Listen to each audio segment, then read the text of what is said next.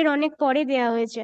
তো সেই জন্য আমি রিট পিটিশন করেছিলাম জাস্টিস সিনহার কাছে। তো সে জাস্টিস সিনহা পুরোনো রিপোর্টগুলো যে রং দেওয়া হয়েছে উনি শুনতে চাইছেন না। আর কারেন্ট পে স্লিপটাও ওনাকে যেটা দেওয়া হয়েছিল জাস্টিস সিনহাকে, তো সেটাও রং দেওয়া হয়েছে। তো কাইন্ডলি স্যার এটা যদি একটু ডেলি লিস্টে রাখেন আমার।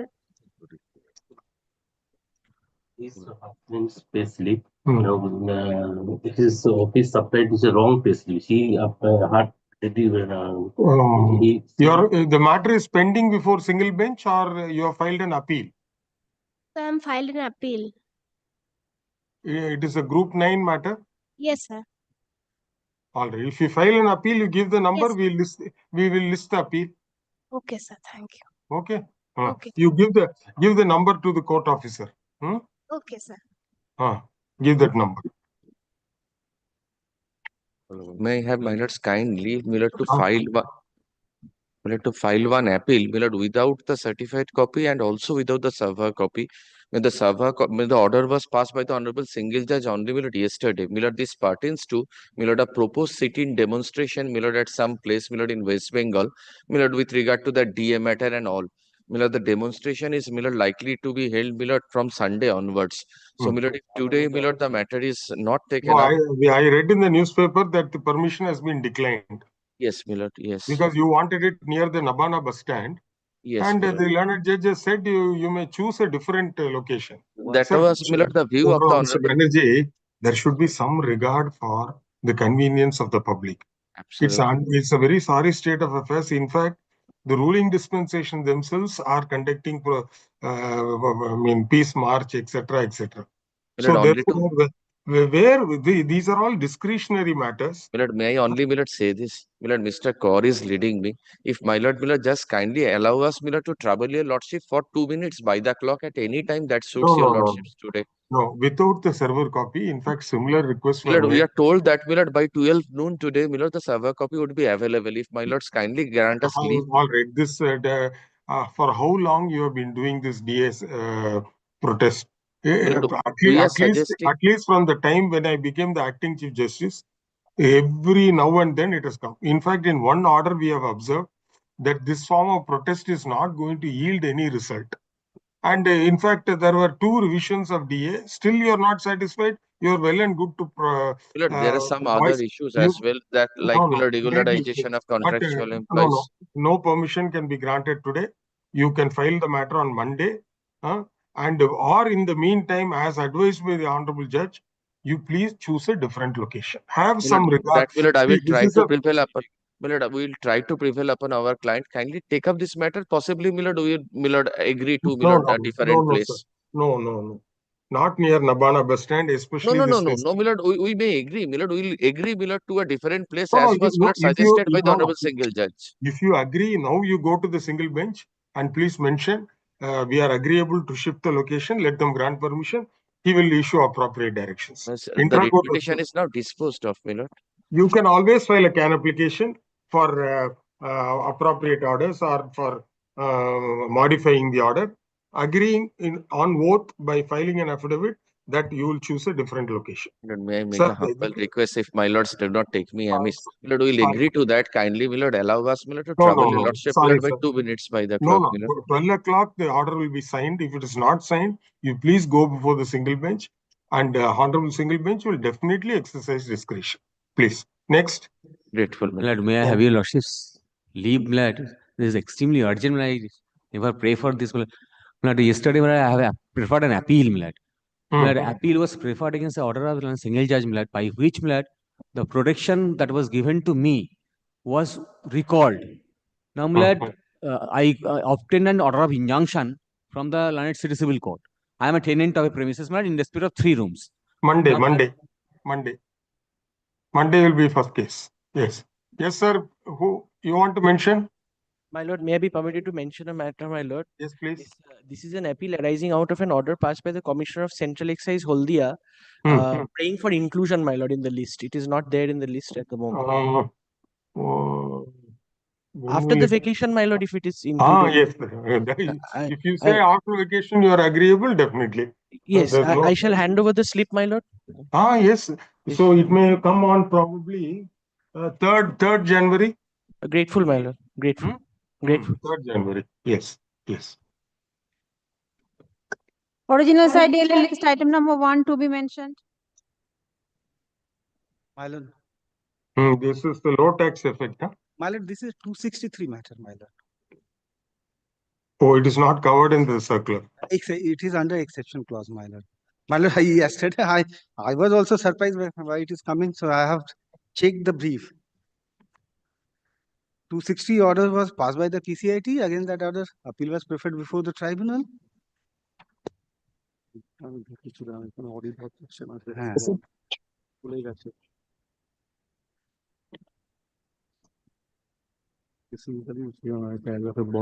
হ্যাঁ, হ্যাঁ, জানি।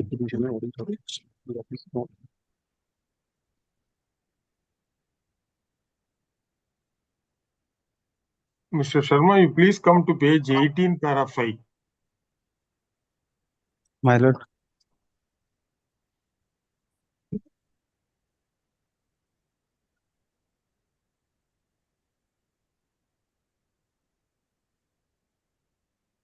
So there is no finding rendered by the PCIT that the input and output entries were routed through the profit and loss account. He simply on presumption, he has invoked 263. And the tax effect is involved is like 62 lakhs or something. You see your ground 67 lakhs, My lord. 9,564. And there is a delay of 397 days. The appeal has been admitted, my lord. When was it admitted? My lord, is long back, my lord.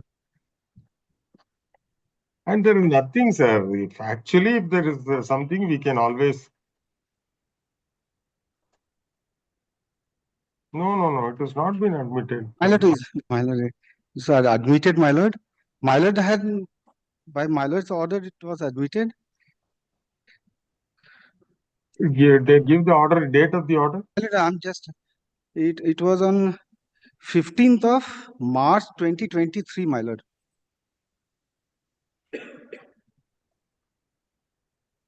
Substantial question of law have been framed.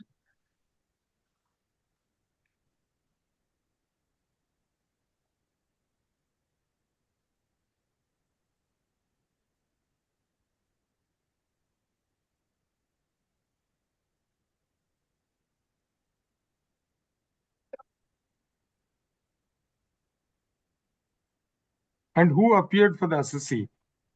Mr. N. Chaudhary, my lord. Where is he now? Today he is not here. Not here, my lord. Right. We have heard the learned standing counsel for the appellant. None appears for the respondent. List after vacation.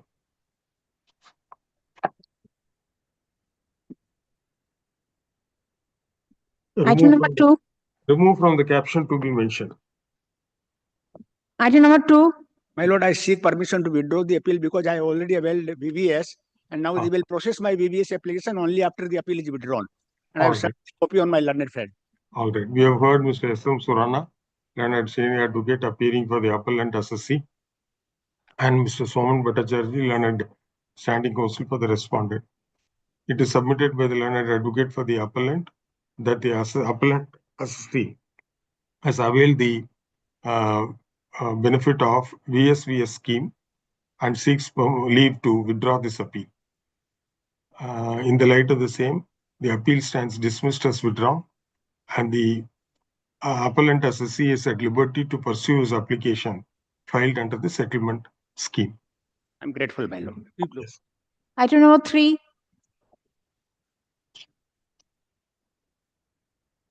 For the appellant, Your Lordship. Yes, ma'am. Your Lordship, this appeal is coming for admission. Mm-hmm. The order in original is at, Your Lordship, is in the supplementary affidavit. The order impugned is at page 72 of the stay petition, Your Lordship.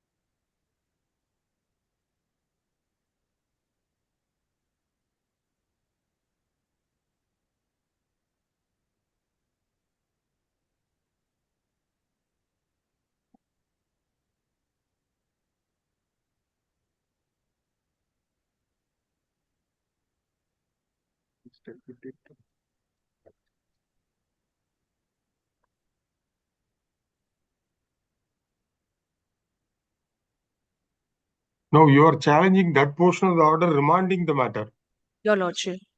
Your Lordship, the order in original is very important. Your Lordship, we had not annexed it with the main stay petition. We've filed a supplementary, Your Lordship.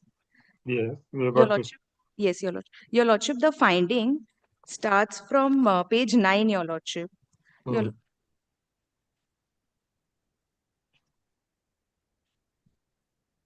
point number 4, Your Lordship, at page 9. Hmm.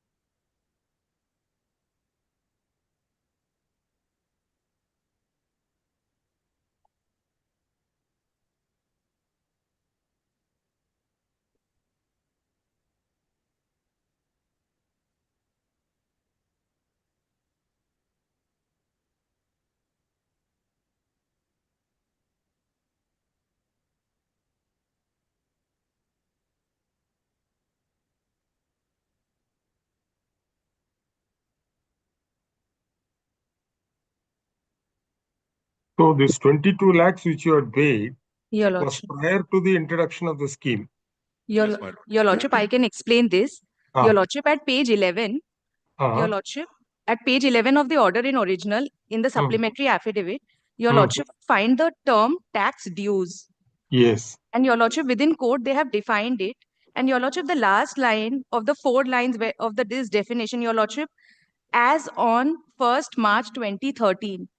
So, Your Lordship, in the scheme, the cutoff date is 1st March 2013.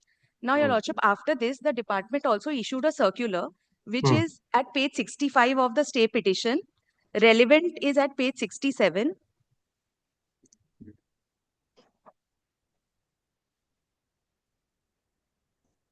At page 67, point number 12, Your Lordship. Yes. The department, Your Lordship, has again clarified. Your Lordship, point number 12, right side.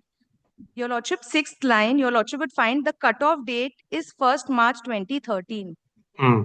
Thereafter, Your Lordship, in the next paragraph, the department clarified that if they have any objection to my declaration under the scheme, they will have to raise it within 30 days. In this case, Your Lordship, after receiving the entire payment, after almost 1 year, they've raised an objection. And they did not give me any hearing notice. Only by a letter they communicated that I am not entitled. And Your Lordship, next point, point 13, the department said that this is not an appealable order. And Your Lordship, at page 70 and 71, till date, the department is contesting the issue before Supreme Court, whether it is appealable or not. It is the department's stand that it is not appealable. I have annexed the order at page 70 and 71. Your Lordship, this matter is pending in Supreme Court. It is the department's appeal. They are saying that it is not appealable. So, Your Lordship, both count, they did not raise any objection within 30 days. That is my first point. Your Lordship, I have judgments, but Your Lordship, I have got judgment, Your Lordship. It has to be The rejected. matter, the Supreme Court matter is yet to be finally decided. Your Lordship. Your Lordship, the equity also, Your Lordship, is in my favor because, Your Lordship, they are stopped. Your Lordship, they have floated the scheme. I have paid under the scheme. Now I am entitled to the benefit under the scheme, Your Lordship. They have received the entire payment. Their first objection comes not within 30 days, but beyond the time stipulated under the scheme. And now, Lordship, they are saying that you did not prefer an appeal. Your Lordship, they represented that it is not an appealable order. Your Lordship, the judgment in Sadhguru's case, it is settled that the cutoff date is 1st March. That judgment is also annexed, Your Lordship, at page 57. Your Lordship starts at 52, relevant at 57, Your Lordship. Oh, what is the date on which you applied under the scheme? Your Lordship, I applied under the scheme on 31st July 2013 at page 45, Your Lordship, of the stay petition. And Your Lordship, 31st July 2013. The scheme is with effect from 1/3/2013. Your Lordship, scheme was, Your Lordship, it was, the scheme 2013 came in, 852013. Your Lordship, scheme was notified on 13th May 2013, but the cutoff date is 1st March 2013. So you want the payments which were made after 1/3/2013 Your Lordship. also to be reckoned Your as Lordship. payments towards Your- the application or Your Lordship. declaration. And I'm covered by the judgment in Sadhguru's case, which is at page 52, Your Lordship. Your Lordship, this has been followed in 5 more judgments. But Your Lordship, 52. yes. 52. Relevant is at 57, Your Lordship. 57. Your Lordship, 7th line from the bottom at Hmm. page 57. Hmm. The period between 1st March 2013 and 10th May 2013 would, by necessary application of the provision of the scheme, be covered for the declaration under scheme itself.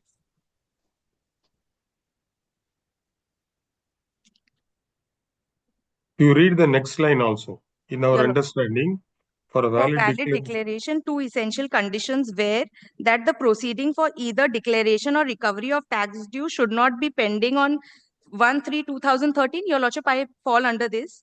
And secondly, that the tax due should not have been deposited before the said date. So, Your Lordship, I deposited after 1st March 2013. That is, first payment was on 19th March, Your Lordship. second was on 12th April, third was on 29th May, and fourth was on 24th December. Only first two under dispute, Your Lordship, and they are after 1st March 2013. So, Your Lordship, only technical point, they are now saying that you did not prefer an appeal from rejection. Your Lordship, department represented that it is not appealable by the circular. They have taken a stand before Supreme Court that it is not appealable. Your Lordship, they cannot approbate and reprobate and take advantage of their own wrong, Your Lordship. Your Lordship, and under the scheme I have paid, I am entitled to waiver of interest and penalty, Your Lordship. Where are your substantial questions? Your Lordship, yeah, it's at page 18, Your Lordship. Your Lordship, there are many questions, but Your Lordship, I've shortlisted it from A to D.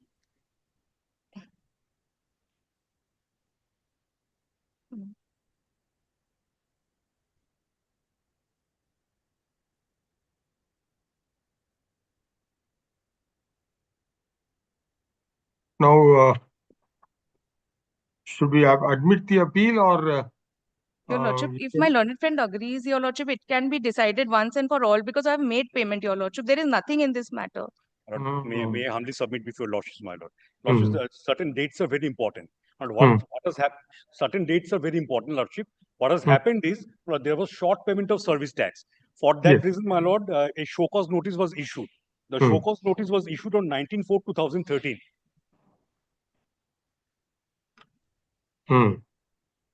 The payments and the scheme came into effect on 10/5/2013. The amnesty scheme came into effect on 10/5/2013. 2 payments were made prior to the coming of the scheme. Those payments were made on 19/3/2013 and 12/4/2013. So before the scheme came into effect, the payments were made, and there were other payments which were made which were made after the scheme came into effect. Now, Lordship, the show cause notice was decided by the adjudicating authority. Since the issues were intervened, therefore, the adjudicating authority passed an order. Being agreed by the said order, the appellant preferred an appeal before the learned tribunal. The learned tribunal has accepted the case of the appellants and has set aside the said adjudicating authority's order. Therefore, the adjudicating authority's order, which is in the supplementary affidavit, is no more in force. And moreover, since passing of the order by the tribunal, the order passed by the adjudicating authority has merged with the said order. Therefore, the existence of the adjudicating authority's order is no more there. Therefore, my lord, the tribunal has set aside the said order and has remanded back the issues and everything for fresh consideration before the adjudicating authority. Therefore, my lord, the fresh consideration can be done before the adjudicating authority, raising all these points. Your Lordship, And the other point, my lord, the other point is the rejection was in the year 2014. That was the rejection of the amnesty scheme was made on 25/7/2014. Now we are at the end of 2024. For last 10 years, they choose not to challenge the said order, either by way of an appeal or by preferring a writ petition before this honorable court. So, my lord, we can safely assume that they have accepted the said order and they have admitted to the said rejection. Now, my lord, they cannot reopen the said issue now. The only issue that has to be adjudicated right now is the show cause notice, which has to be adjudicated afresh by the adjudicating authority. Because the show cause notice was not adjudicated on merits. On merits. On Therefore, merits. the tribunal has directed but the that issue here is whether the assessee should challenge the order of rejection of their declaration under the scheme. That is number one. If it has to be challenged, how it has to be challenged? Whether by way of a statutory appeal or by way of any other common law remedy. According to the counsel for the appellant, there are circulars to say that there is no appeal, statutory appeal provided under the scheme or under the act or under by way of a notification or anything. Similarly, it appears that the same stand was taken by the department before the Honorable Supreme Court. So that is one aspect of it. Secondly, the order passed by the adjudicating authority, if you see,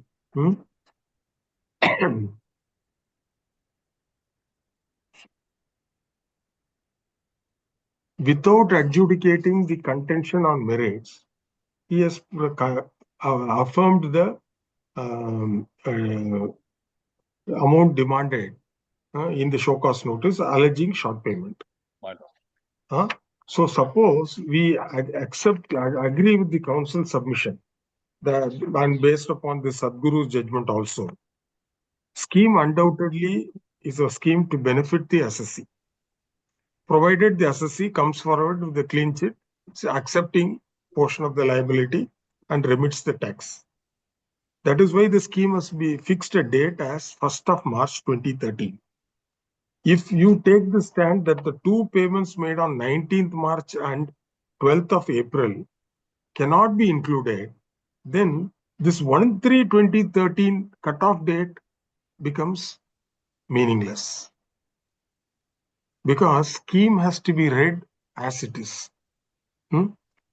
And strict interpretation in respect of exemption schemes.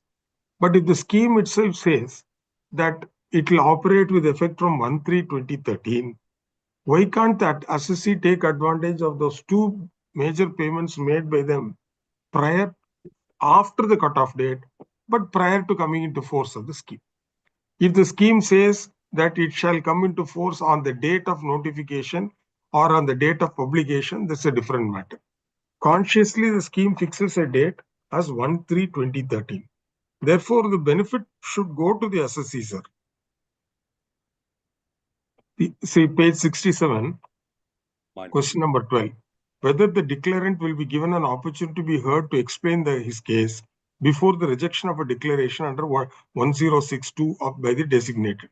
Yes, in terms of 1062, finance, the decision shall by order and for reasons to be recorded in writing, reject a declaration for any inquiry, investigation, or audit was pending against the declarant as on the cutoff date, that is 1/3/2013. So if you see Sadhguru's judgment, but again, against Sadhguru, there is no appeal, I think. No, Your Lordship, and there are 4 more judgments I relied before the learned tribunal, which was taken on record, which is noted but not considered. Not considered, exactly. Because the learned tribunal was of the view that we have not challenged. Your Lordship would kindly see the rejection that is at page 51. It was just by a letter. It is no formal order, no hearing, no show cause, nothing. Just communication after 1 year at page 51, Your Lordship.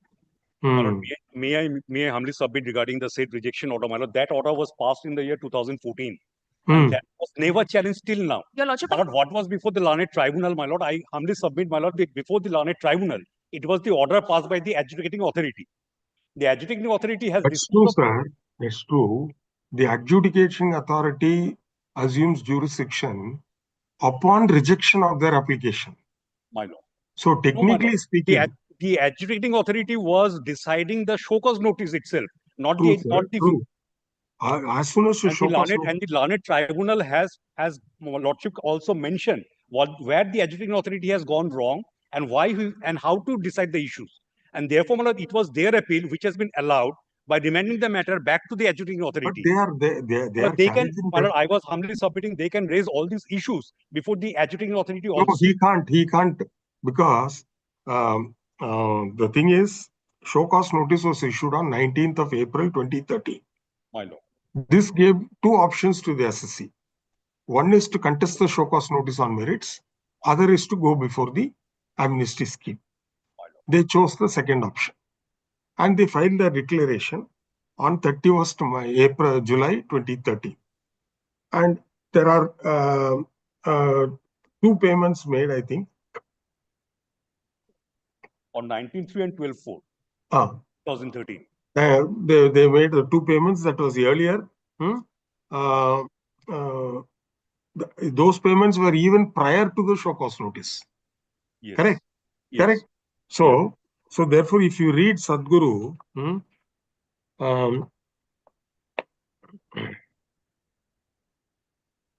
para 17, in the present case, admittedly, the disputed amount of taxes were deposited by the petitioners with the department after 1/3/2013.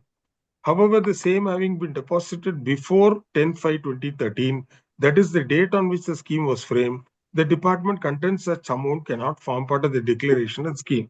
In our opinion, the contention ignores the statutory provision contained in the scheme of 2013.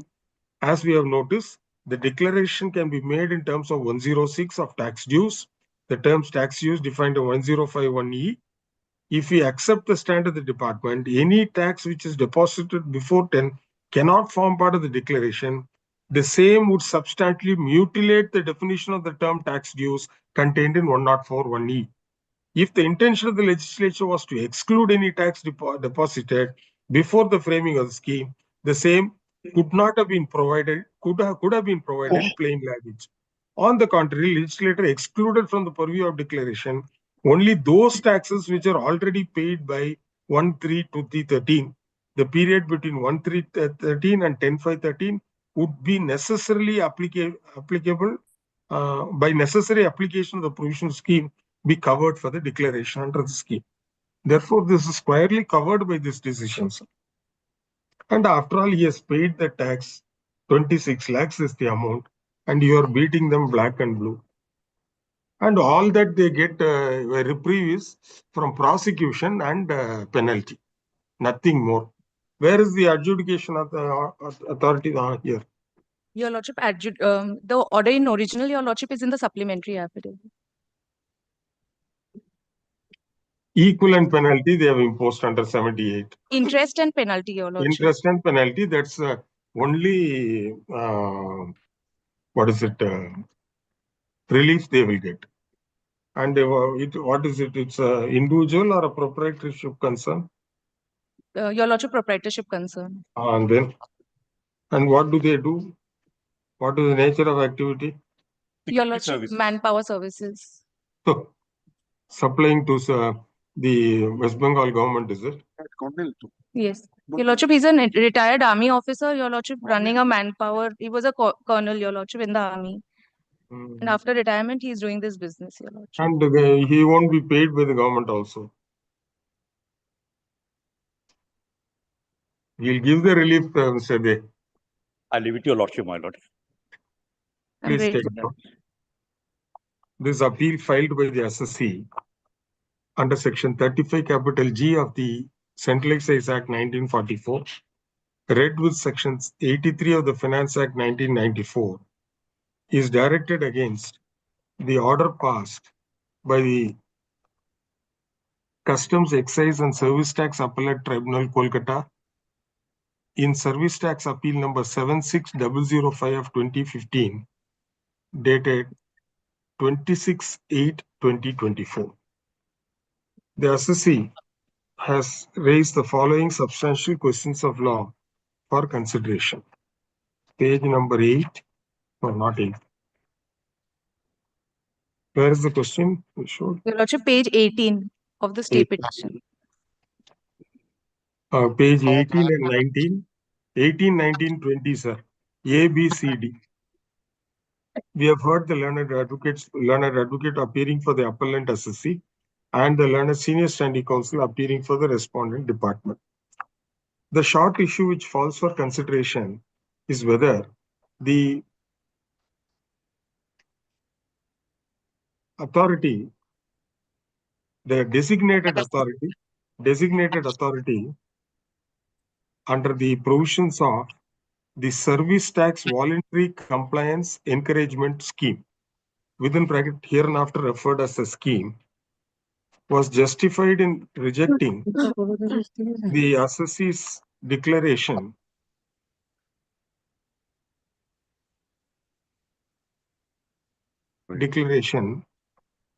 filed under the scheme on 23rd July 2013 on the ground that, pardon? Your Lordship, rejection is at page 51. Yes. Application dated 23/7/2013 by a communication dated 25/7/2014 on the ground that certain sums of money were deposited by the assessee prior to the coming into force of the scheme. The adjudicating authority, while considering the submissions made by the assessee, opined that the sums of money paid by the assessee prior to 10/5/2013, when the scheme was introduced, cannot be reckoned as payment under the scheme, and therefore the declaration was deficient and cannot be considered. With this reasoning, the assessing officer did not adjudicate the correctness of the show cause notice, but proceeded to confirm the demand made in the show cause notice, alleging short payment of service tax and also appropriating the amounts already paid by the assessee and directing payment of interest and penalty under section 75 and 78 of the Finance Act 1994 as amended, respectively. The learned tribunal, while considering the correctness of the order passed by the adjudicating authority dated 4/8/2015, partially agreed with the assessee by holding that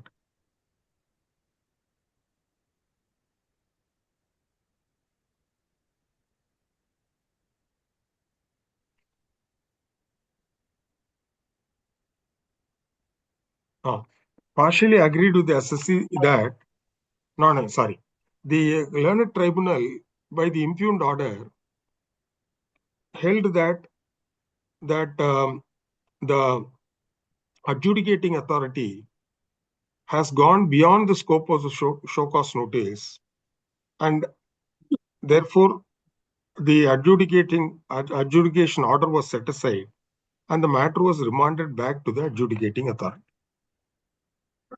The moot question which ought to have been considered is whether the assessee was required to challenge the communication dated 25th July 2014, by which the declaration submitted by the assessee under the scheme was held to be deficient. in as much as the payments made by the assessee prior to 10/5/2013 when the scheme came into force cannot be reckoned as payment under the scheme. Firstly, we find that the communication dated 25/7/2014 cannot be construed to be an order in the strict sense for an appeal to be preferred. This aspect has preferred, full stop. That apart, the CBEC by circular dated 8th August 2013 issued certain clarifications with regard to the implementation of the scheme. And in query number 13, it has been clarified that the scheme does not have a statutory provision for filing of appeal against the order for rejection of declaration under section 106 within bracket 2 by the designated authority. This the clarification issued by the central board has not been modified or revised by the board, but in fact reiterated by the board while contesting appeals, while contesting matters before the Honorable Supreme Court.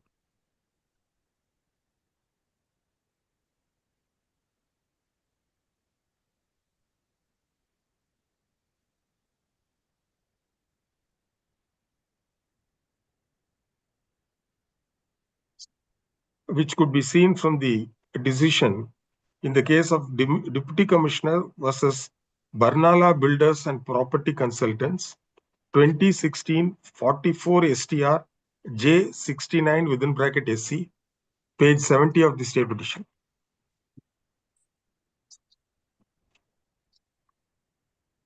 And Deputy Commissioner versus Barnala Builders and Property Consultants, 2015 38 STR J424 within bracket SC. Therefore, the respondent department is stopped from taking a stand that the order of rejection passed by the designated authority under section 106 within bracket 2 is an appealable order. In any event, the adjudicating authority held that the declaration filed by the assessee under the scheme was not maintainable on account of non-compliance of the condition, and therefore proceeded to affirm the order passed, affirm the demand made, confirm the demand made in the show cause notice. This order of the adjudicating authority was put to challenge before the learned tribunal. Thus, in effect, the communication which was sent to the assessee rejecting the declaration stood merged with the order passed by the adjudicating authority, which was subject matter of challenge before the tribunal. Therefore, the assessee cannot be non-suited on the said ground. Having come to such a conclusion, the only thing that requires to be considered is whether the payments which were made by the assessee prior to 10/5/2013 when the scheme came into force can be reckoned as, can be taken into consideration for the purposes of considering whether the assessee would be entitled to the benefit under the scheme. Going back to the clarification issued by the central board, we find that the central board has made it clear that in terms of section 106 within bracket 2 of the Finance Act 2013, the designated authority shall by an order, and for reasons to be recorded in writing, reject a declaration if any inquiry/investigation or audit was pending against the declarant as on the cutoff date, that is 1/3/2013. Thus, the cutoff date fixed on the scheme is sacrosanct and cannot be ignored by the department. In this regard, we are guided by the decision of the Honorable Division Bench of the High Court of Gujarat at Ahmedabad in the case of Sadguru Construction Company versus Union of India, 2014 36 STR 3 within bracket GUJ. The facts of the said case are more or less identical. Full stop. In the said case, the assessee deposited the disputed amount of tax after 1/3/2013, which was fixed as the cutoff date under the scheme.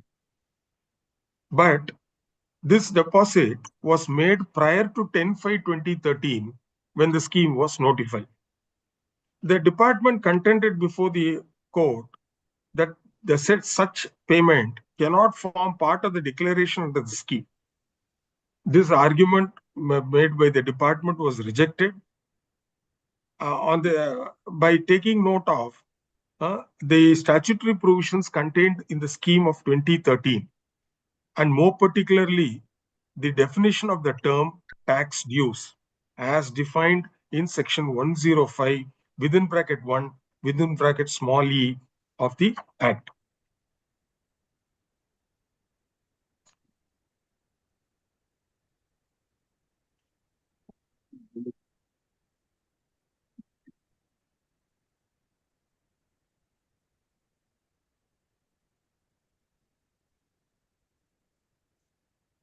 Under the said provision, tax dues means service tax due payable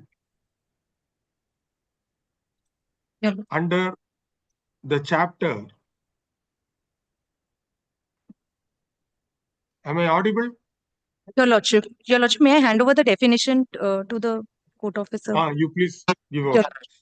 Tax dues means the service tax due or payable under the chapter or any other amount and or payable under section 73 capital A thereof, for the period beginning from 1st day of October 2007 and ending on the 31st day of 2012, including a cess leviable thereon under any other act for the time being in force, but not paid as on 1st March 2013.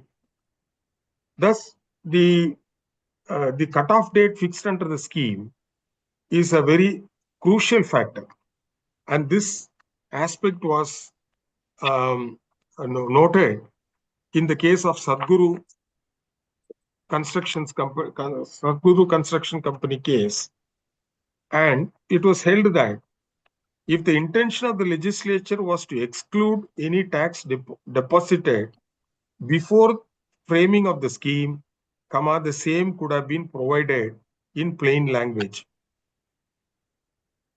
On the contrary, the legislature excluded from the purview of declaration only those taxes which were already paid by 1/3/2013, and therefore the period between 1/3/2013 and 10/5/2013 would, by necessary application of the provisions of the scheme, be covered for declaration under the scheme itself.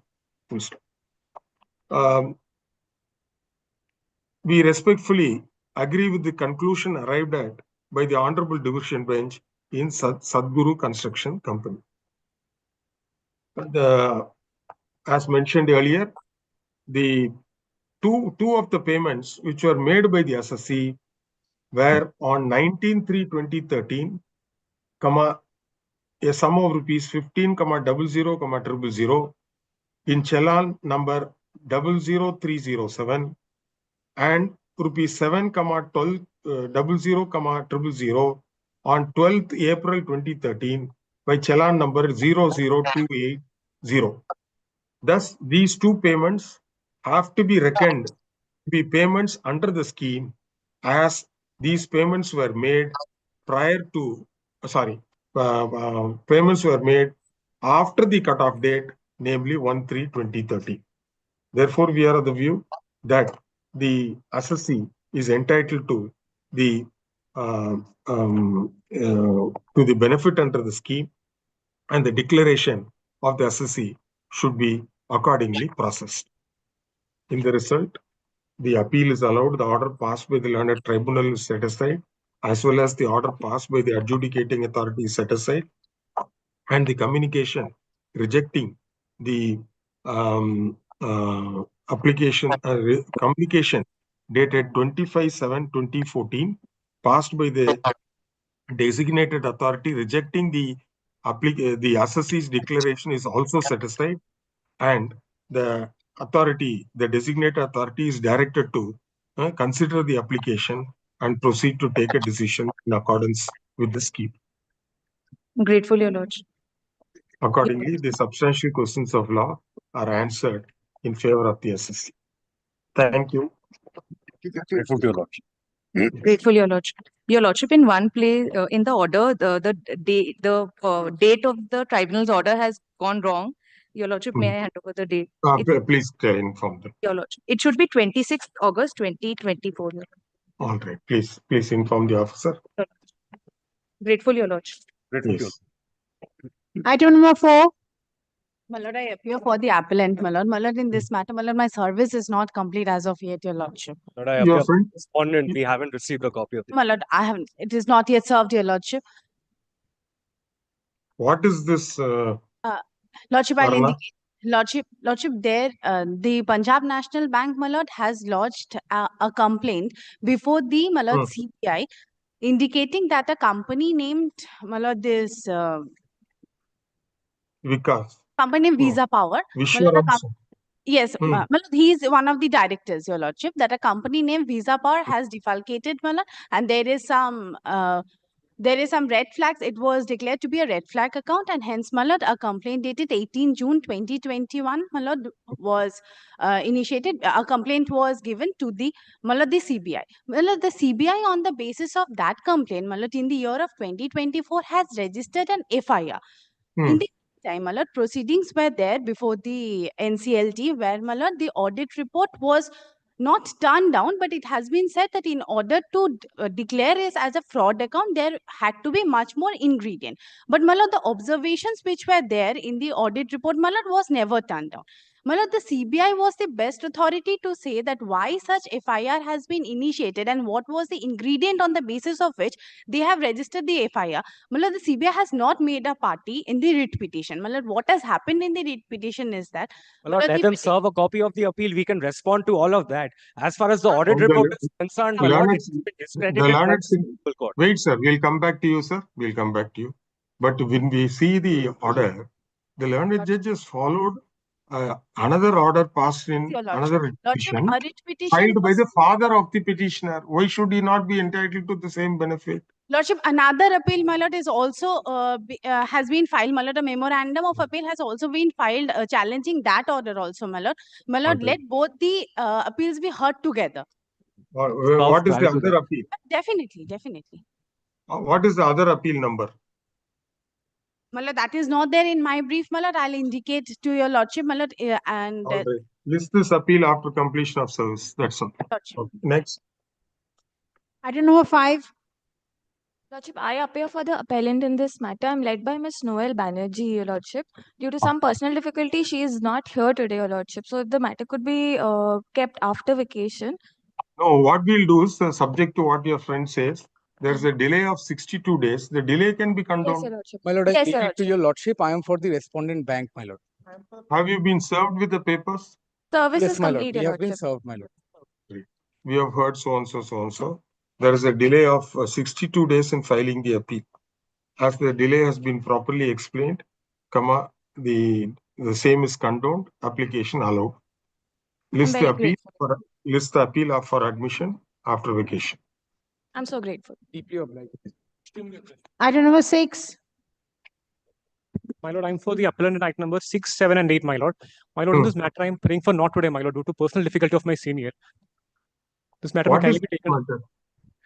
My lord, my lord, these are appeals pertaining to assessment year 16, 17, 17, 18, 18, 19. My lord, in this case, the short issues related to applicability of section 115 JB of the Income Tax Act to Damodar Valley Corporation, which is a corporation and not a company, my lord. So, my lord, the tribunal had relied on an early decision of my lords and held that after the amendment in 2013, the said provision is applicable to us, my lord. So, we are challenging such order of the tribunal before my lords. Are there any judgments in your favor, decided cases? I think there is one judgment of Kerala High Court.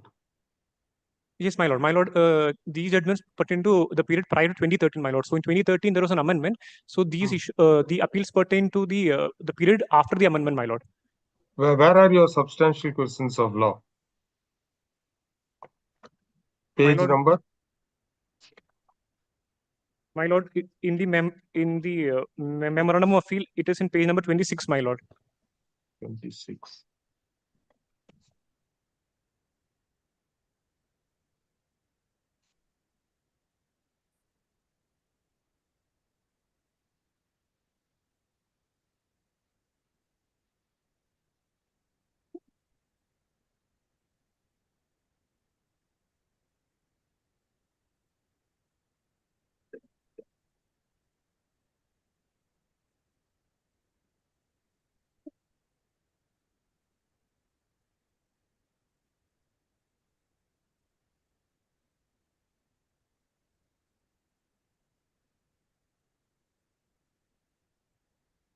So in assessee's own case for 1415 was a case post amendment, correct?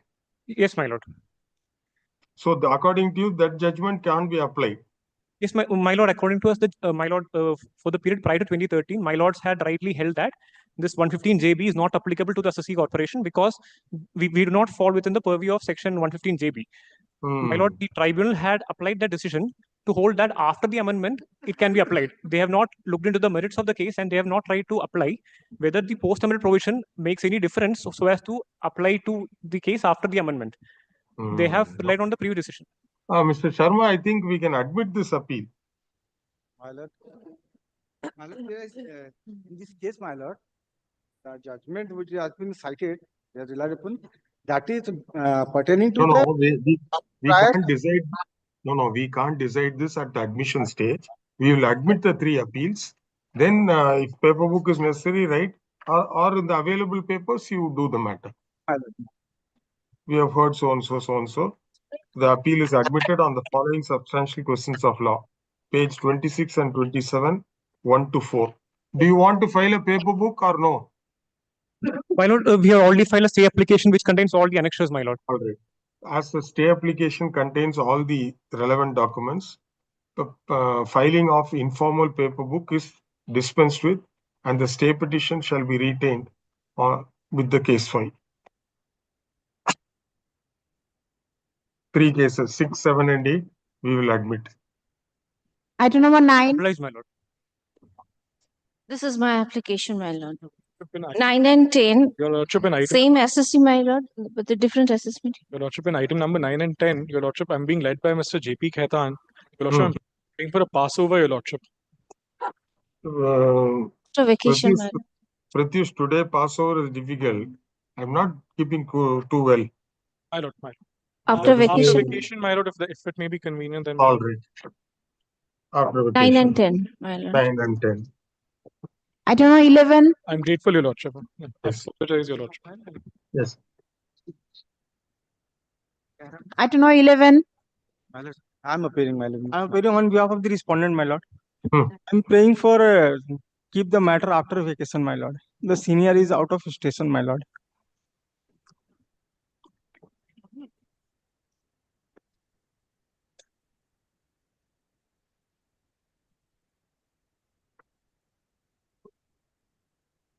What is this, Mr. Doria? My lord, here there are 2 issues. Mr. Sharma. My lord, there are 2 issues, but the approach of the tribunal has been different regarding similar issue. One is a provision for bad debt written off by the assessee. So assessing officer disallowed that because here that he had made a wrong disclosure in the ITR that needs to be put by a revised ITR that has not been done. And the claim itself is, and the assessee has filed a company petition against the. So the claim was subsisting, so it could not have been written off. All right. Your friend wants an adjournment. His senior is not there after vacation. Item number 12. My lord, in this matter, Mr. Om Ran Rai is appearing, my lord. Your lordship kindly make it after vacation, my lord. Okay. His father passed away, no? Yes, Lordship. After vacation.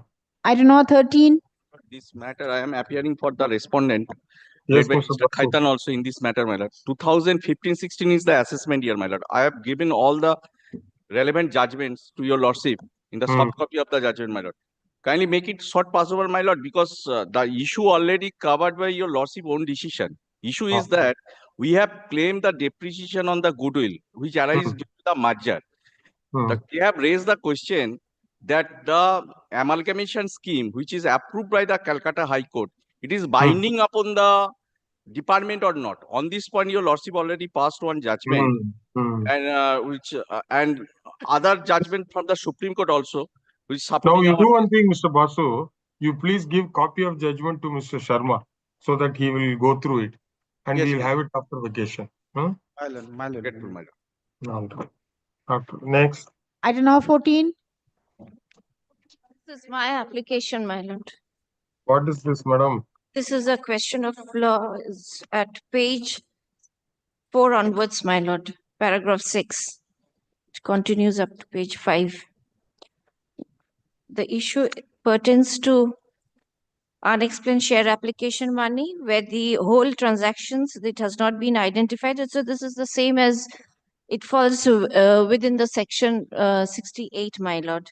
That in spite of there was an obligation of proving the capital, the share and the premium, that was not done because SSC failed to comply the 131 notice, your lordship. And if your lordship, it's well settled, the mere filing of the documents in respect of the share and the subscription per se does not prove that these are the genuine or the transaction was is said to be a sacrosanct in the same that the identity and the genuineness and the creditworthiness has been proved, my lord. Now, if your lordship kindly comes to page 35 is the order of the tribunal, my lord. The your lordship kindly comes to page. But only 52, reason my lord. Paragraph 9. No, the assessing officer raised a doubt merely because the directors of the subscriber companies did not personally appear and respond to the summons. Yes, my lord. Yes. But that is, we have also held that that cannot be the sole criteria.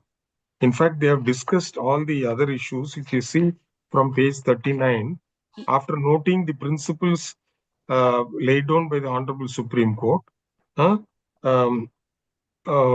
then they say, para 8.2, has held that once the assessee has submitted documents relating to identity, genuineness of the transaction, creditworthiness, AO is duty bound to conduct an independent inquiry to verify the same.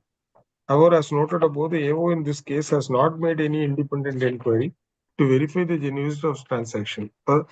Assessee furnished details and documents so and so pointed out the discrepancies, insufficiency of them so and so. But my lord, may I place the assessment order? Assessing the assessment order, my lord. If your lordship kindly comes to page 10, it's only the penultimate paragraph starts with, in this case, even after providing the several sufficient opportunity, the SSC failed to prove the genuineness of the transaction, the identity and the creditworthiness of the shareholder. Section 68 of the IT Act provides for charging to income tax on any sum credited in the books of the SSC maintained for any previous year. If the SSC offers no explanation about the nature and the source, that's the main thing. There's two ingredients to be satisfied: nature and the source thereof, or the explanation offered is not, in the opinion of the assessing officer, satisfactory. It places no duty upon the assessing officer to point to the source from which the money was received by the assessee. Where an assessee fails to prove satisfactorily the source and the nature of certain amount of the credit during the accounting year, the income tax officer is entitled to draw the inference that the receipt are of an accessible nature. So on the basis of this, Your Lordship, they have arrived at a finding that there has been, it has not been disclosed, my Lord, and that's what I have already submitted, that mere filing of the documents in respect of the share subsidy per se does not prove their three ingredients, my Lord. So this Correct. is a... Now you come to CIT It appeals falls order. within the ambit of 68, my Lord. Correct. It clearly falls Now, within the ambit. no, you just go to the order passed by CITA. How Yes, he reverses this finding? Page 26, para 4.9. Yes. Page 26, yes. Para 4.9.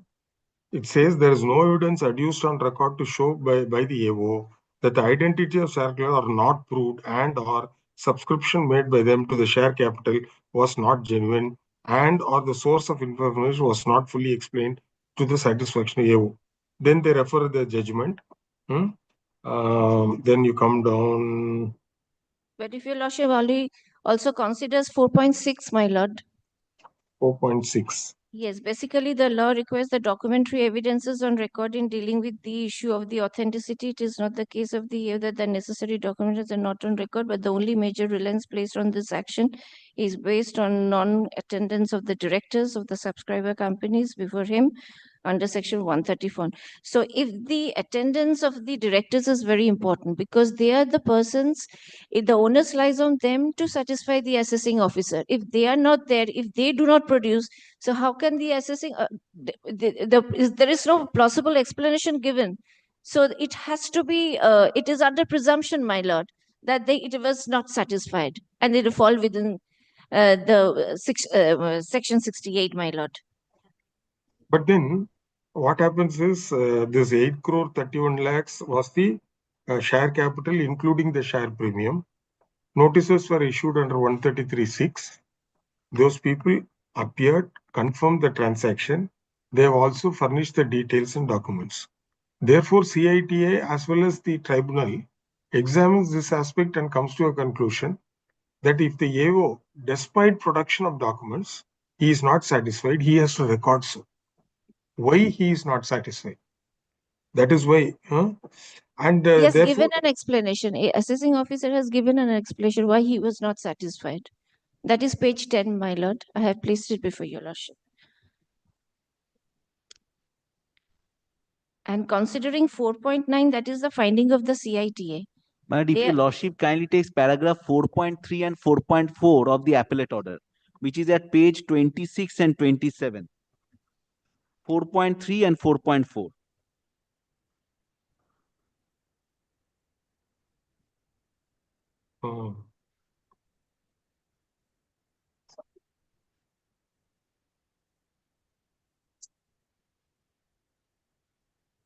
So it's a scrutiny assessment in respect of 5 assessees, 5 investors, and 2.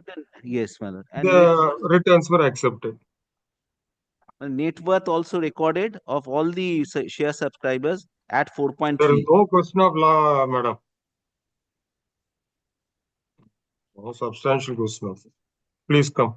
This appeal filed by the revenue under section 260 capital A of the Income Tax Act 1961 within bracket the Act is directed against the order dated 13th July 2023 passed by the Income Tax Appellate Tribunal C Bench Calcutta within bracket Tribunal in ITA number 32/KOL/2021 for the assessment year 2012-13. The revenue has raised the following substantial questions of law for consideration. Page number 4 of the stay petition. 1, 2,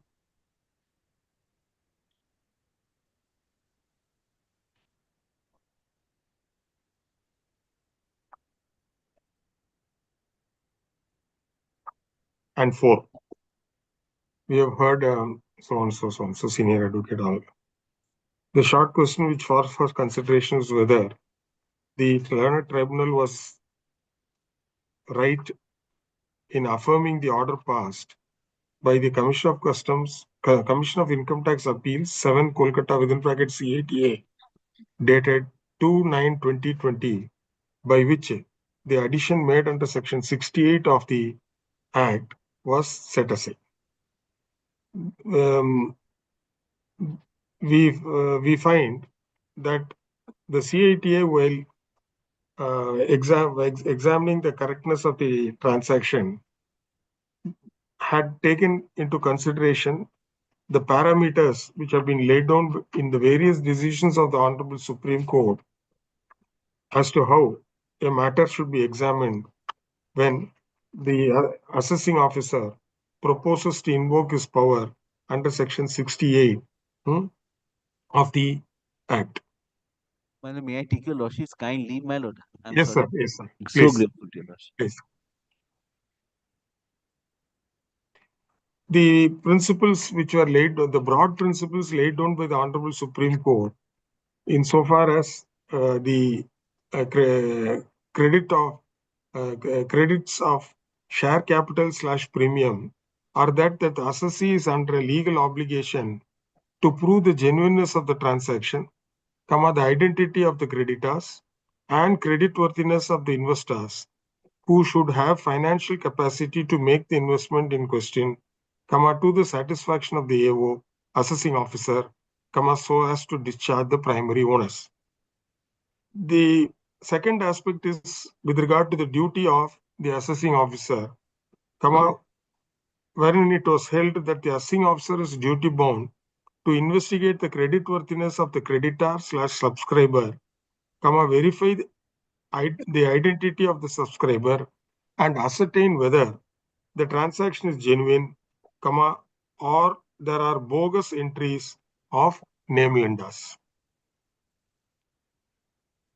If the inquiries and investigation reveal that the identity of the creditors to be dubious or doubtful or lack creditworthiness, then the genuineness of the transaction would not be established. As noticed above, the CITA had in mind the broad parameters laid down by the Honorable Supreme Court and examine the factual position. There were totally 7 subscribers and the share subscribers whose creditworthiness was considered by the CITA, and in paragraph 4.3 of the order passed by the CITA dated 2nd September 2020, the net worth of the companies have been set out.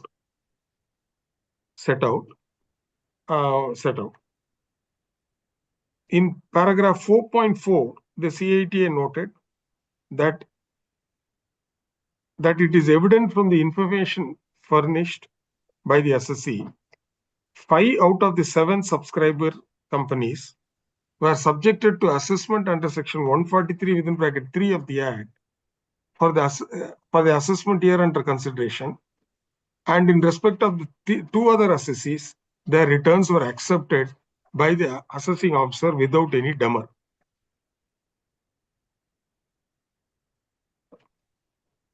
Not stopping with that, the learned tribunal took note of the various decisions of the high courts and found that, and has recorded that the assessing officer has not pointed out that the identity of the share applicants are not proved, and or that the subscription made by them to the share capital of the appellant, share capital of the assessee was not genuine, and or the source of investment was not fully explained to the satisfaction of the assessing officer.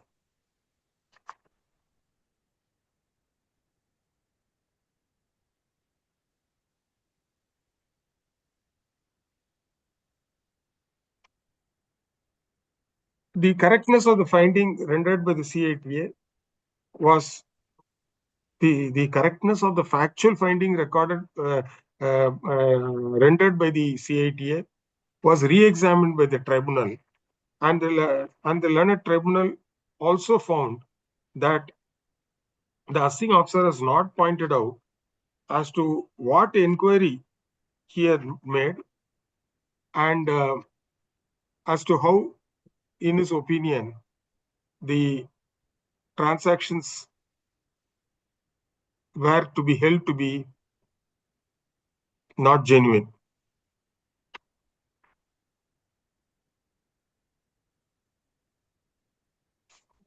The only aspect which weighed in the mind of the assessing officer was that the directors of the shares subscribers company, though were issued summons, did not personally appear. However, it is not in dispute that the documents were all placed before the assessing officer, and no independent inquiry was conducted by the assessing officer to reject those documents which were produced. Thus, we find the matter to be entirely factual, and no question of law, much less substantial question of law, arises for consideration. Appeal dismissed. Thank you. With regard to this inquiry, my lord, only one submission may I be permitted to make. With Please. regard to the inquiry, my lord, it's only the assessing officer can make or conduct an inquiry on the basis of the documents placed before him. So ample opportunities were given to the SSC to produce it, but they have failed or neglected to produce the But same. the So that is substantial credit worthiness is there, madam. yes, my lord, but only on the documents. This is the only. And the next one, my lord, this also pertains to the same, but the assessee is different. But here also the question with regard to the unexplained receipt of the share application money and also non-compliance of 133(6) notice. And here also we are taking the point of obligation to prove the receipts of the share application and the premium, which the onus lies on the assessee to produce it before the assessing officer. So there was no cooperation. Which is the item number? Next one, my lord. What is the name Serial of the number assessee? 15, my lord. What is the name of the assessee? First floor, na? Lord, in this matter, my lord, Mr. Hemant Tiwari is appearing in this matter, my lord. Due Wait, to wait. I don't have that fast flow. I have got. First flow is not there, my lord. Item 16 is along there. Oh, one second. Yes. Fast flow is there. First floor, my lord. 16 to Inosh. The question of law is at page 4, my lord.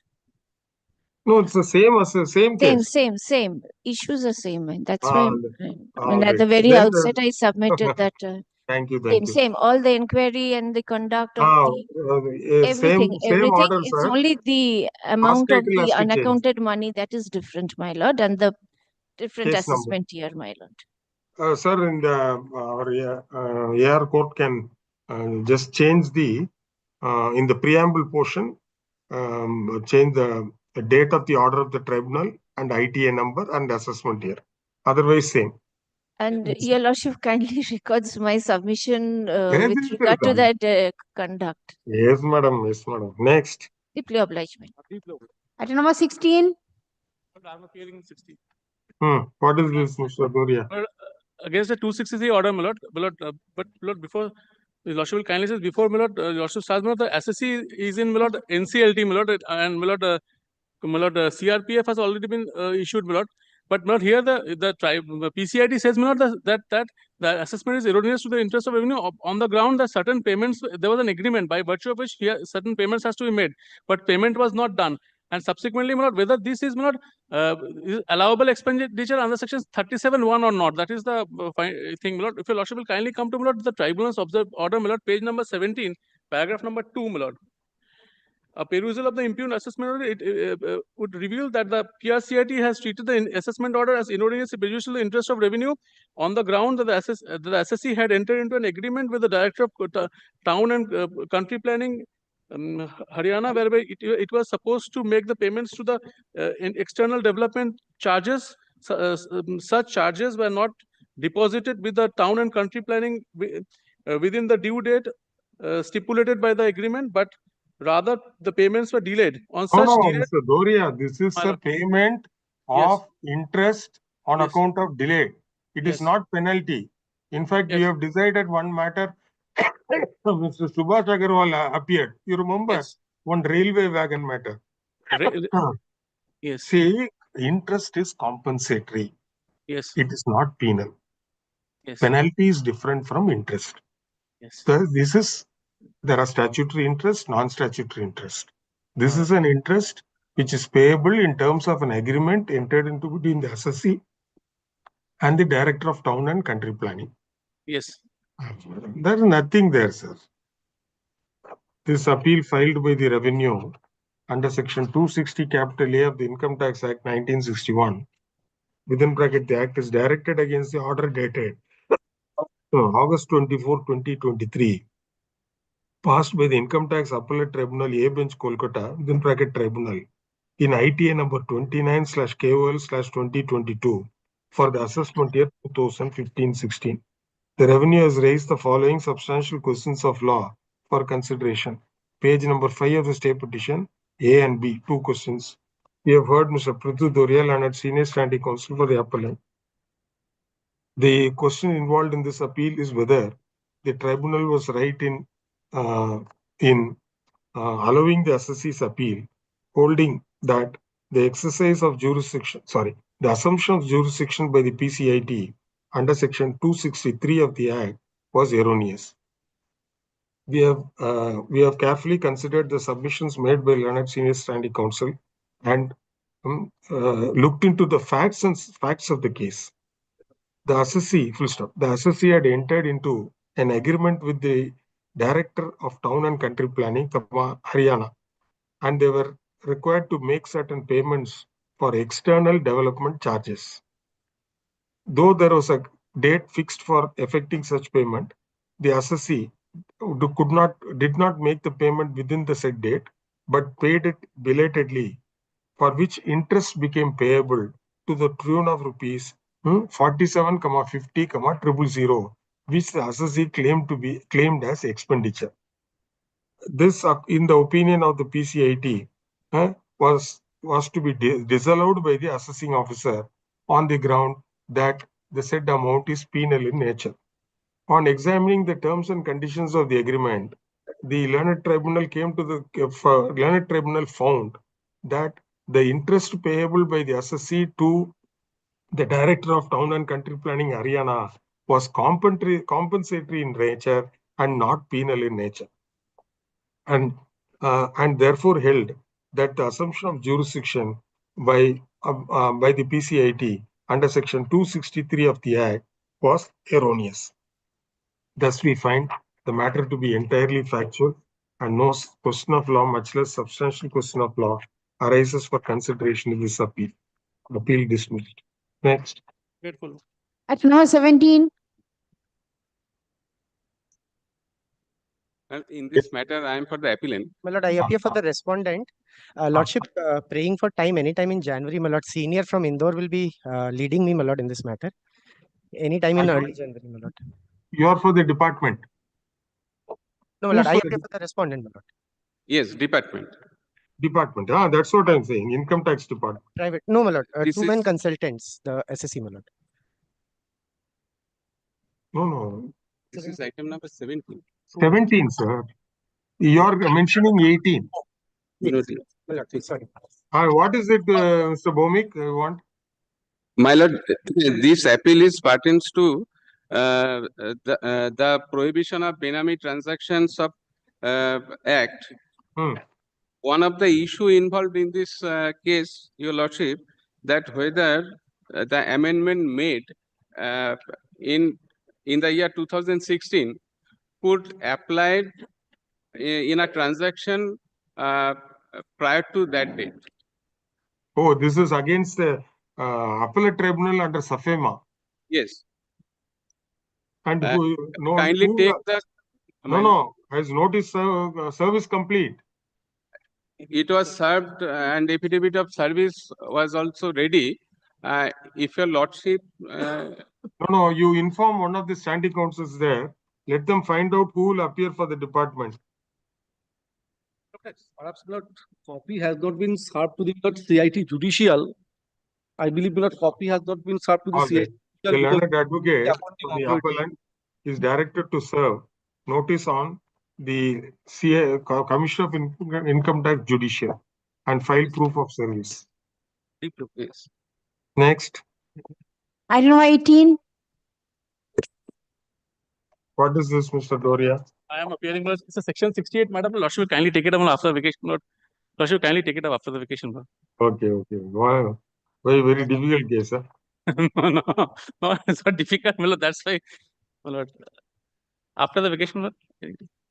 Great, sir. I don't know, 19. But I am appearing for the respondent. Lord, item number 19 and 20, my lord, I am led by Mr. Khaitan. Lord, I was praying, my lord, can you kindly take this up after vacation, my lord? No problem. Because Mr. Khaitan is traveling.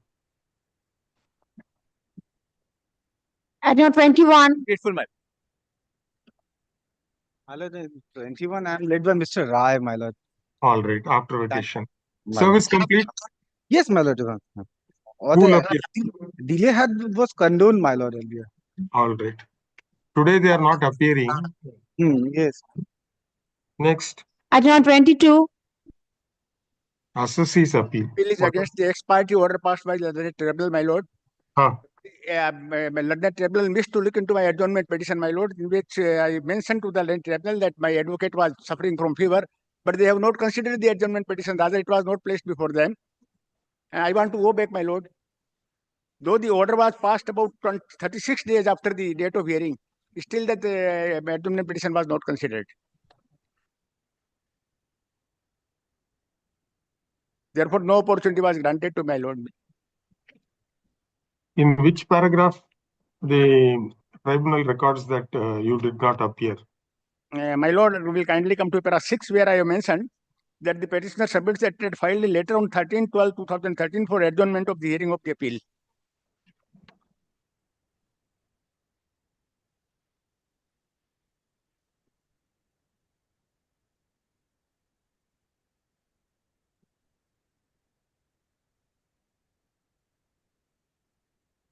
Where is the assessment order? The order of the tribunal, my lord, is at page. Not assessment order is page 9 of the stay petition. Computation. Assessment order, my lord, it has page 9 so of the amount payable is, how much is the tax payable? My lord, the addition is 35 lakhs. Where do you get it? My lord will kindly see page 14. Where the tax was 14 and 15. The tax payable is about 20 lakhs. That's it. All right, Mr. Surana, you let your client deposit some percent. My lord, here my adjournment petition was there, my lord. But that is nowhere in the ITAT order. That is a mere statement in the stay petition. From the ITAT order, I do not find any adjournment petition has been filed. Whereas the ITAT categorically No, one thing, Mr. Bhattacharya. Wait. All right, sir. Mr. Surana, whether this was the first hearing or there were several earlier hearings? It was the first hearing, my lord. No, my lord, on due consideration, your lordship kindly see paragraph number 6 of the tribunal order. On due consideration of the above material, we find that the written submission case of the SSC is that that's why they have filed the written submission. So therefore, if they filed written submission, it is not a case of purposely not appearing before the tribunal, etc. So written submission is there. That means that the SSC was diligently prosecuting the appeal. And this is the last forum. If he is not heard. This brief finding is there, then no one appeared, and the statement of facts. This appeal by the filed by the statement of SSC. facts before the CITPL, my lord. All right. Hear the order, sir. This appeal filed by the SSC under section 260 capital A of the Income Tax Act 1961 within bracket the Act is directed against the order dated 19 January 2024 passed by the Income Tax Appellate Tribunal SMC Bench Calcutta in ITA number 771/KOL/2023 for the assessment year 2011-12. The SSC has raised the following substantial questions of law for consideration. Page number 5, para 11, A, B, and C. We have heard so and so, so and so. The learned senior advocate appearing for the appellant assessee submitted that the assessee was diligent in prosecuting the appeal before the learned tribunal and also filed written submissions. But however, on the said date, when the case was heard, an adjournment letter was circulated stating that the advocate appearing for the assessee was indisposed and could not appear. However, the learned tribunal did not consider the request for adjournment and decided the appeal on merits. It appears that the appeal was heard on 13th December 2023, which, according to the learned advocate appearing for the appellant assessee, was the first date on which the matter was set down for hearing. In any event, we find that the assessee was diligently prosecuting the appeal before the tribunal, in as much as they have filed a very elaborate written submissions, which has been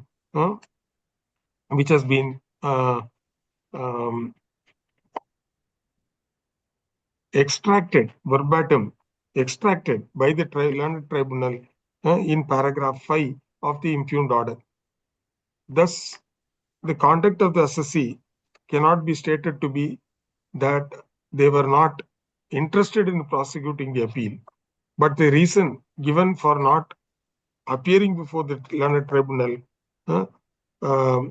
cannot be said to be wholly ingenuine. Though it is submitted that an application for adjournment was circulated, a letter for adjournment was circulated,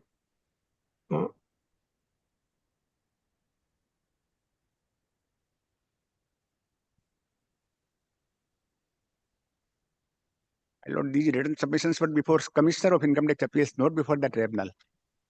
Paragraph number 5 is before the CIT appeal.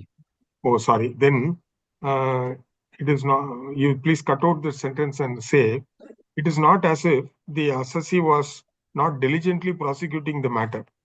In fact, before the Commissioner of Income Tax within bracket appeals, the assessee had filed detailed written submissions, and the learned tribunal has, in paragraph 5 of the impugned order, extracted the entire written submissions filed before the CITA. My lord. With regard to the plea that an adjournment letter was circulated, we find that there is no such no such recording made by the learned tribunal. Be that as it may, since the learned tribunal is the last fact-finding forum which should be able to appreciate and reappreciate the factual position, we are of the view that the assessee can be given one more opportunity to contest the matter on merits. For such reason alone, this appeal is allowed and the impugned order is set aside, and the appeal before the learned tribunal in ITA number 771/KOL/2023 is restored to its file to be heard afresh after opportunity to the appellant assessee. It is made clear. It is made clear that on the date fixed by the learned tribunal, the assessee should appear, and no request for adjournment shall be entertained. Consequently, the substantial questions of law are left open. Next. Item number 23. Item number 23, Mr. Rai is leading me. My lordship will kindly take it after vacation. Mr. Omnan, right? 24. Item number 24. This is my application, Your Lordship. The question of law at page 4, my lord. Who's for the respondent, madam? Respondent. Respondent. We have served, my lord. Oh. This is a matter where this company has gone into an amalgamation, but the issue they have taken an additional point before the tribunal for the first time, my lord. So we have also taken certain grounds at All page right, we'll 39. have it after vacation, madam. We will see Vacation, my lord. whether anybody Yes. appears. You see who has appeared before the tribunal, and if some chartered accountant, you inform some advocates. Prithvish is there, you tell him. My lord, will inform. He is there, you tell him. Yes. Item number 25. 25. 25, my lord, this is my application, but I believe Mr. Your Othman. Lordship, in this matter, Mr. J.P. Khaitan is leading me, but my lord, there is one fundamental issue. My lord, in this matter, the DRP and the ITAT have all relied upon the assessee's own case in case of 2016-17. Your Lordship, in fact, what had transpired is that the DRP, this is a case wherein Your Lordship pertains to the section 80IA, which is now, Your Lordship, on merits also covered by the Honorable Supreme Court's decision. But they had said that if DRP directed that whatever has happened in 16-17, if you've not preferred an appeal against the ITAT's order, then you pass the TPO giving effect order to DRP directions accordingly. Your Lordship, the TPO passes the order saying that no, that order of ITAT has not attained finality. We have preferred an appeal which is pending before the High Court. And accordingly, the TPO passes the order, AO affirms it. Before the tribunal also, Your Lordship, the stand is taken by the department. However, the tribunal follows the order passed in its own case for assessment of 16-17. But Your Lordship, no such appeal has been filed by the department, and the stand taken by the TPO, Your Lordship, is actually illegal. This one. Milord, appeal has been given to me. Milord, I have already drafted. It's not been filed. Milord, will file after the vacation. But till date, it's not been filed. Then it is a wrong submission, no? How the TPU Yes, say it is an admitted fact, Milord. It is given to me, Milord, for draft. It is all at right. page 31. Let us see. We deal with your contact later, after vacation. My lord. Next. Item number 26. Grateful, Your Lordship. Grateful. 26, Milord, I am appearing. Mr. Obro Majumdar is appearing, Milord. He is not here today, Milord. Before court number 759. So kindly meet after vacation. After vacation. Next. Item number 27. 27, Milord, I am appearing.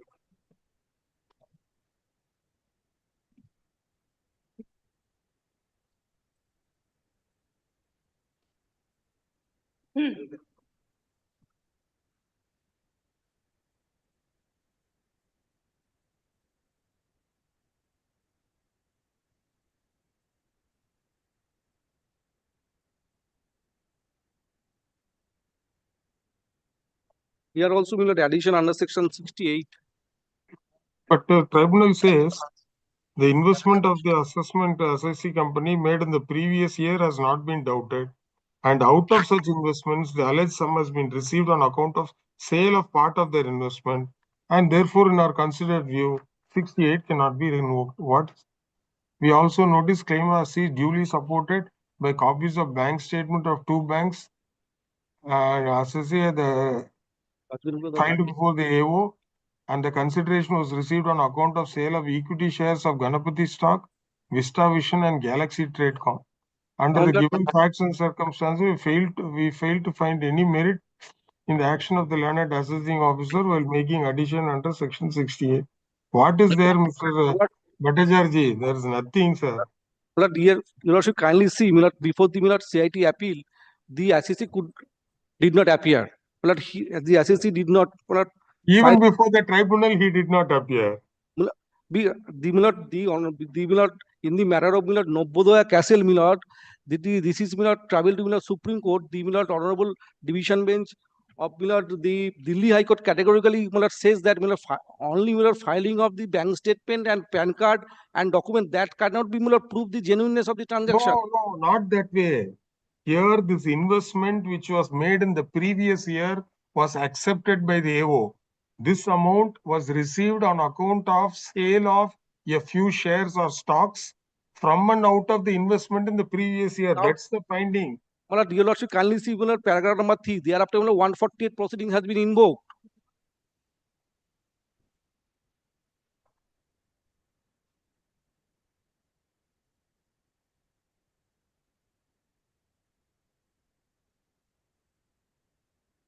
All right, we'll see if somebody appears or not after vacation. Next. Item number 28. I'm for the respondent. Is it covered, sir? Cooperative society. My lord, Mr. Rai is appearing this matter, my lord. Correct, Mr. Sharma. Whether the issue is a covered issue, the respondent is Dakshin Dinajpur District Central Cooperative Bank. What is the matter? Assessee Council, what is the matter, sir? My lord.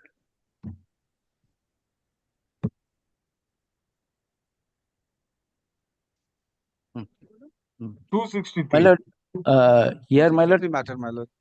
the concerned assessing officer, my lord, your lordship Hmm. kindly come to the assessment order, my lord. Hmm. That is given in page 13. 13. Hmm. I'm reading out the last two lines, my lord. Reminder letters and further letters calling for information clarifications were issued on such and such date. At least 5 occasions, my lord, they have asked for clarifications, my lord. And my lord, in response, the SEC submitted the information clarifications by submissions number 7. On 7 occasions, we have given the clarifications, my lord.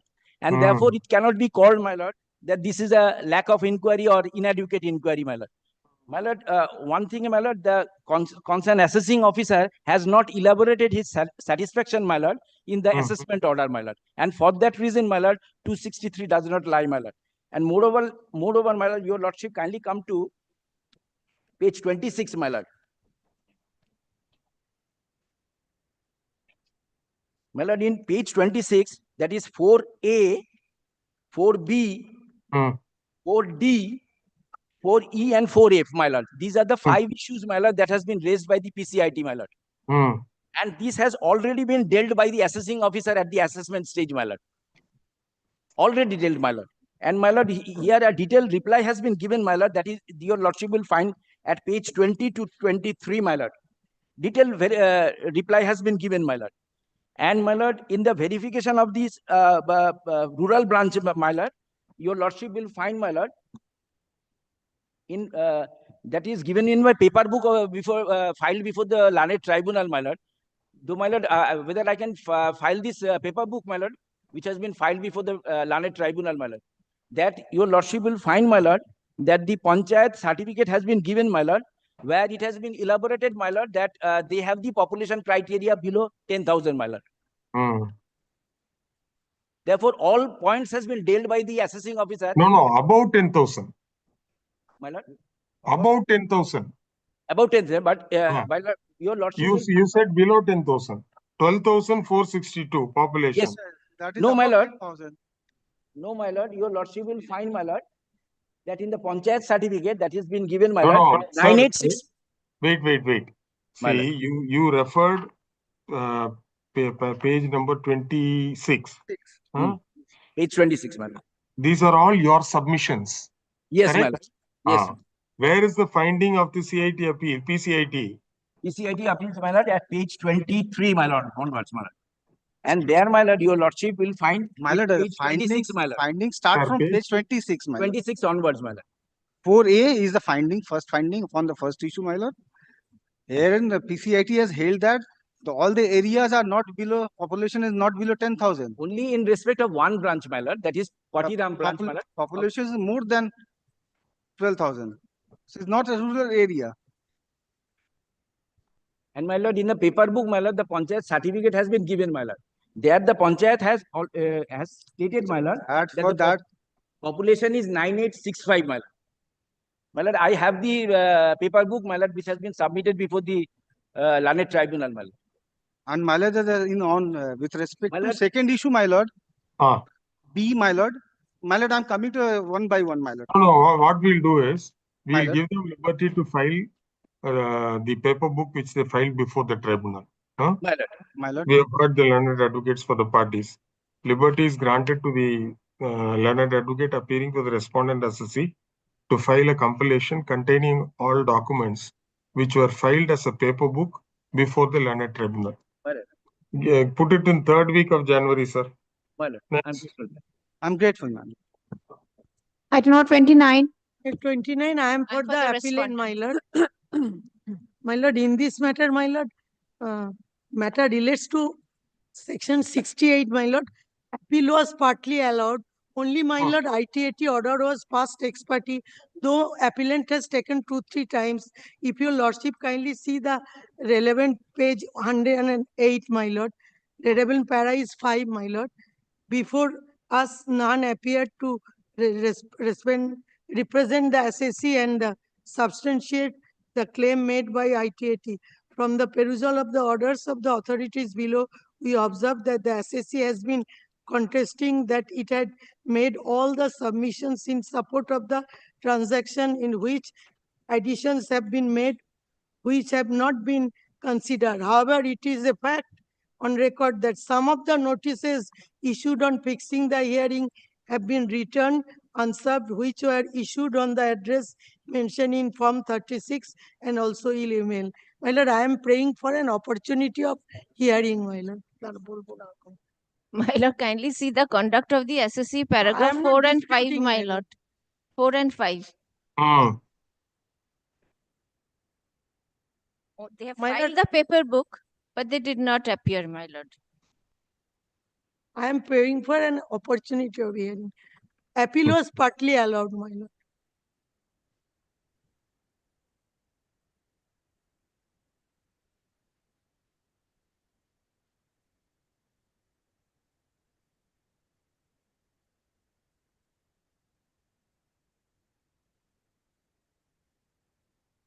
What tribunal says is pseudo compliance. What observe. is it?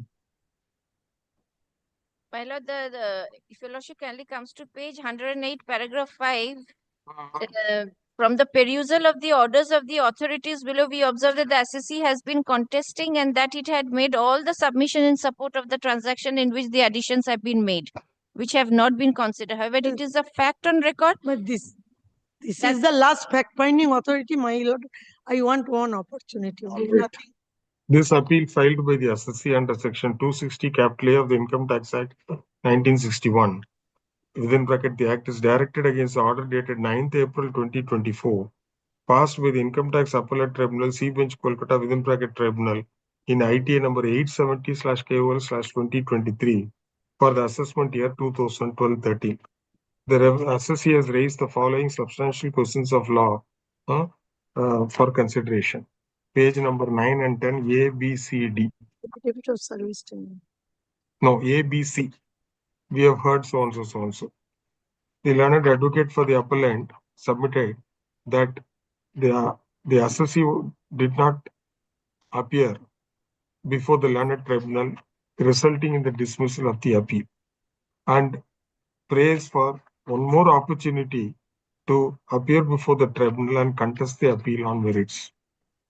As rightly pointed out by the learned senior standing counsel for the respondent department, the conduct of the SSC has to be was taken note of by the tribunal while passing the impugned order.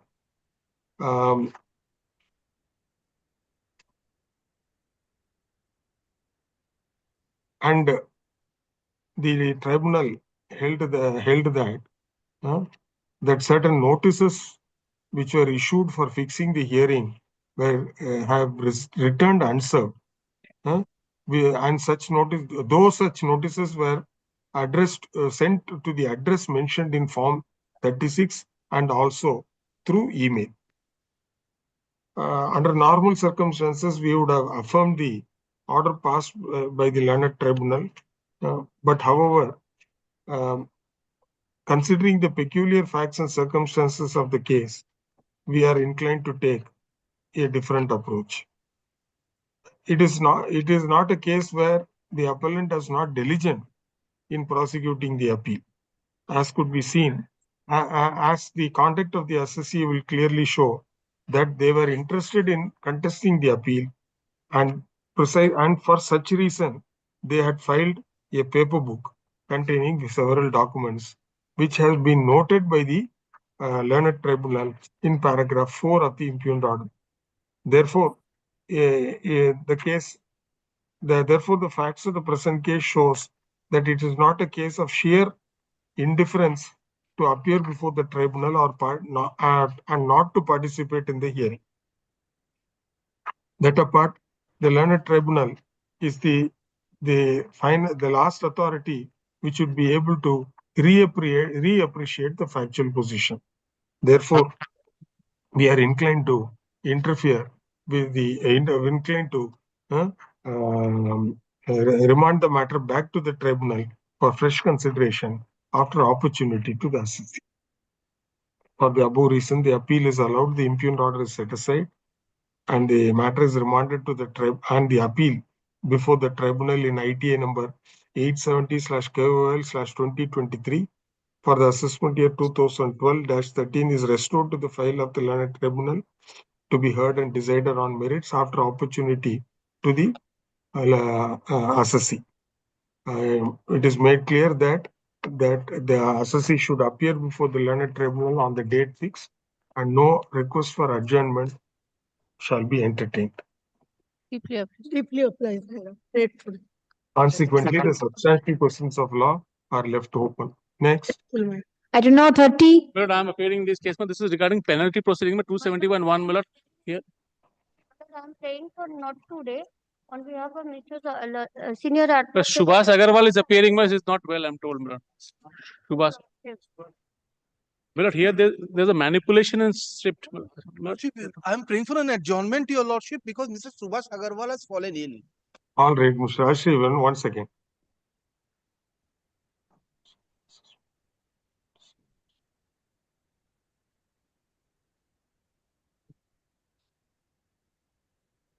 If you'll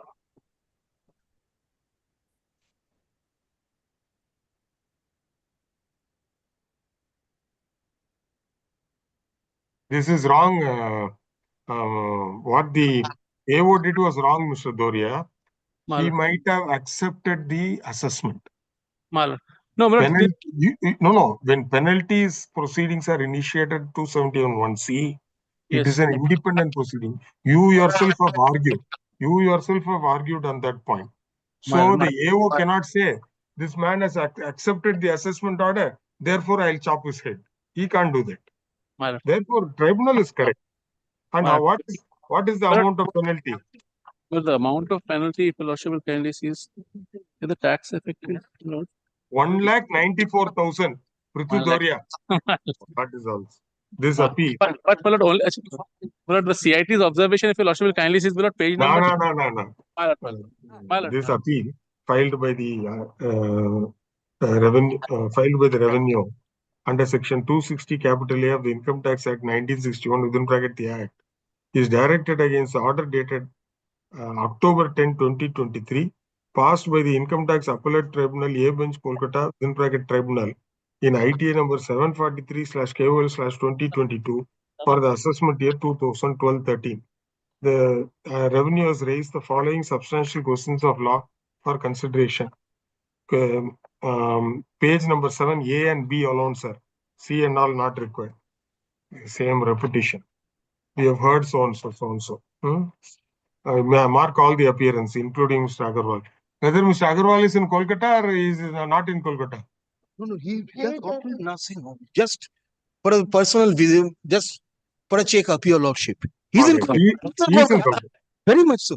The short issue which falls for consideration in this case is whether the assessing officer was justified in imposing penalty under section 271 within bracket 1 within bracket 3 of the Act.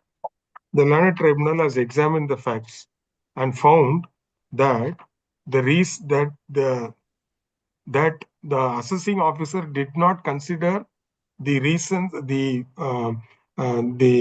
issues raised by the assessee contesting the penalty proceedings, and affirmed the proposal solely on the ground that the assessee should have canvassed all those points in the assessment proceedings.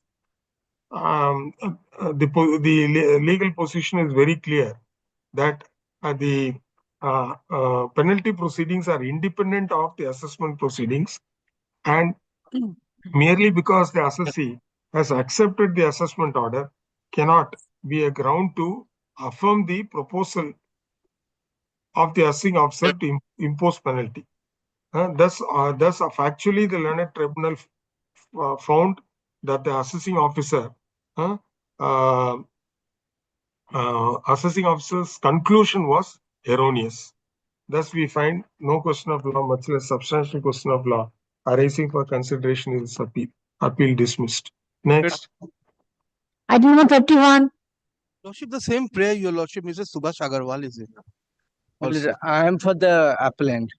What is this, Mr. Dutt? The assessee has filed a return of nil return.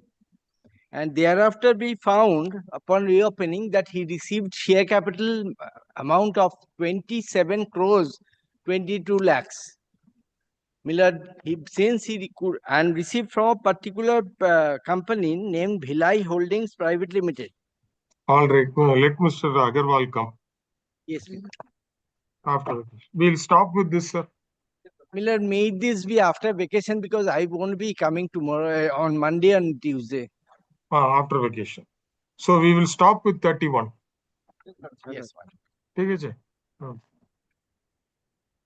Thank you very much, sir. Thank you, sir.